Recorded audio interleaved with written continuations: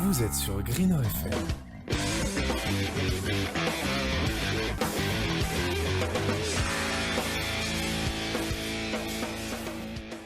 Bonjour à tous et bienvenue dans Greener FM. Donc nous continuons nos interviews des BDA avec... Anthony Van Coenberg, donc Ouais. président de la liste Gates. Donc nous allons commencer par des questions assez rapides dont tu vas nous répondre au tac au tac. Théâtre ou cinéma? Cinéma, Andy Warhol ou Picasso? Andy Warhol. Mozart ou Einstein? Mozart. Est-ce que tu peux un peu te présenter, dire d'où tu viens, qu'est-ce que tu avais fait avant d'arriver ici à Le Cube? D'accord, pas de souci. Donc moi c'est Anthony Van Coenberg, comme j'ai dit précédemment. Donc moi j'ai fait un DUT GE2I avant mon entrée ici. Et avant ça j'ai fait un bac pro élec. Donc j'ai vraiment un parcours un peu atypique on va dire. Et sinon je viens d'Annecy. Pourquoi Le Cube? Le cube, c'est surtout le côté environnement qui m'intéressait beaucoup. Enfin, moi j'aimais beaucoup l'énergie et du coup je cherchais une école qui liait les deux et le cube c'était l'école parfaite pour ça. Pourquoi avoir fait un BDA? Un BDA, alors c'était compliqué au début, enfin, quand on a constitué la liste, on hésitait beaucoup entre BDA ou BDS. Une partie de la liste se sentait beaucoup plus BDA et une partie se sentait beaucoup plus BDS. Et on a réfléchi, on s'est dit que on se sentait plus, comment dire, à l'aise à faire des événements liés au sport. Et au fur et à mesure, comme on n'a pas été pris, on a gardé la même liste et on s'est dit que en fait, l'art c'est très vaste et qu'en fait on peut organiser énormément de choses et que tout le monde pourrait trouver son plaisir et ce qui lui plaît. Est-ce que tu as des mesures phares pendant cette campagne? Pendant ces campagnes, des mesures phares, il y a celles qui ont été dites au dévoilement. Donc c'est les nouveaux événements qu'on voudrait apporter. Donc pas que pour le cube, mais aussi inter-INP.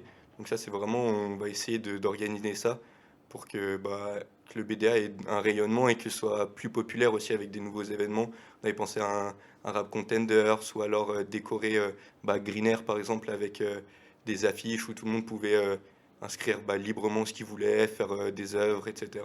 Voilà, c'était vraiment nos points importants, enfin que moi j'ai retenus, qui sont importants pour moi. Comment tu es arrivé à créer la liste et est-ce que tu as des anecdotes dessus?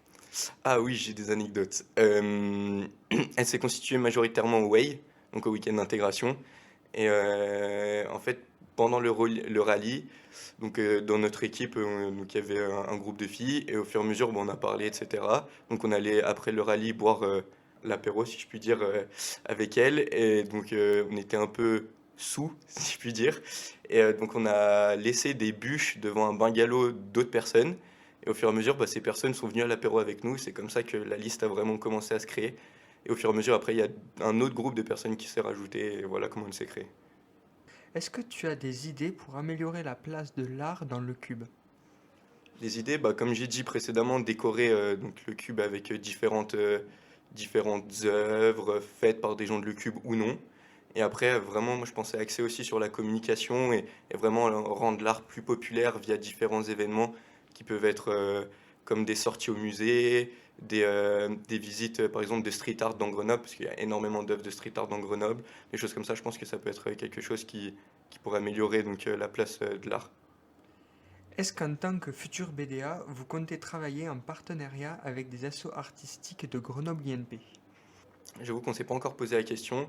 Nous, on n'avait pas réfléchi aux associations de Grenoble INP, mais plus, par exemple, travailler avec le musée de Grenoble, ou encore j'avais vu qu'il y avait un guide qui faisait des tours de Grenoble via le street art, par exemple, mais de Grenoble INP, non, on ne s'est pas posé la question encore. Est-ce que tu es déjà dans une association artistique? Dans une association artistique, non.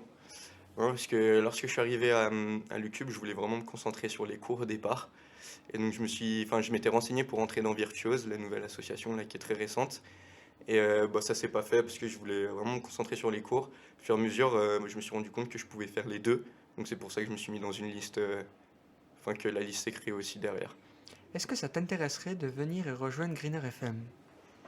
Honnêtement, oui. Enfin, la radio, c'est un milieu que je connais pas et que je suis intéressé par à peu près tout. Donc pourquoi pas. Est-ce que tu peux nous dire l'utilité du BDA, surtout la distinction entre le BDA et le BDE?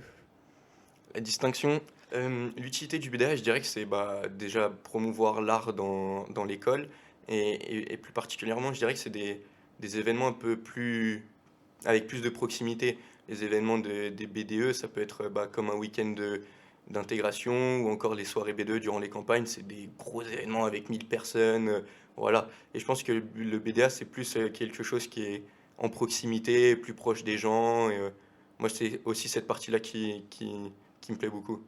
D'accord. Est-ce que tu as des événements à Grenoble dont tu souhaites nous parler? Moi, je suis très porté street art, donc il y a le Street Art Festival qui se passe, je crois que c'est au mois de mai ou avril, je sais plus, où bah, il y a plein d'artistes qui viennent donc sur Grenoble, dont j'ai oublié le nom, le créateur de Obey, qui a fait une fresque magnifique à Chavant, par exemple.